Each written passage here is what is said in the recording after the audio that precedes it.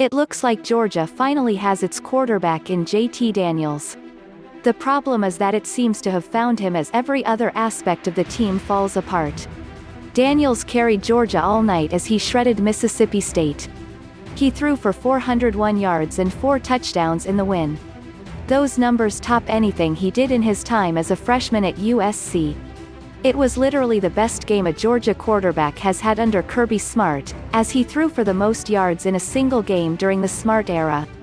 And Daniels' numbers could have arguably been better. With the score tied at 24, Daniels put back-to-back perfect passes onto Kearis Jackson and George Pickens. But both ended in drops. No matter for Daniels, as he found Jackson on third down for the go-ahead score. Georgia won 31-24 to improve to 5-2 on the season. Perhaps the concerning takeaway from the game was that Georgia needed everything out of Daniels as the Bulldogs struggled in other areas. Georgia had just 12 rushing yards in the game, the lowest total in the Smart era. The defense also struggled mightily for much of the first 3 quarters against the Mississippi State offense. Daniels became the first Georgia quarterback to throw for 400 yards in a game since Aaron Murray did back in 2013. On Saturday, Daniels looked every bit as good as Murray did back when he was in Athens.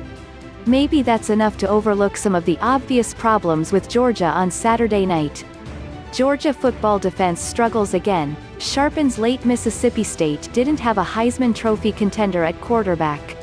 It was starting true freshman Will Rogers. The Bulldogs from Starkville haven't had a good offensive showing since the first game of the season. And yet the Georgia defense somehow made them look pretty good. Rogers looked poised and unbothered as he threw for 336 yards on 41 of 52 pass attempts. Georgia seemed content to let Mississippi State pick up short pass after short pass, which put them in favorable second and third down situations. Mississippi State was able to keep Georgia's offense off the field as Mississippi State converted on 7 of 13 attempts. Georgia's defense did start to play better in the second half after giving up a touchdown on the opening drive. The Bulldogs finally started to get pressure, as Jermaine Johnson and Azeez Ojulari had second-half sacks, with Ojulari's ending Mississippi State's final drive. The defense was once again without Richard LeCounte and Jordan Davis.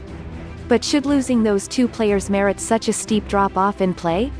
This is a Georgia team that signed a top 3 recruiting class in each of the past 4 recruiting cycles. And Mississippi State brought only 49 scholarship players to the game. Something pretty clearly isn't right with the Georgia defense. Can it be fixed this season? Maybe if LeCounte returns.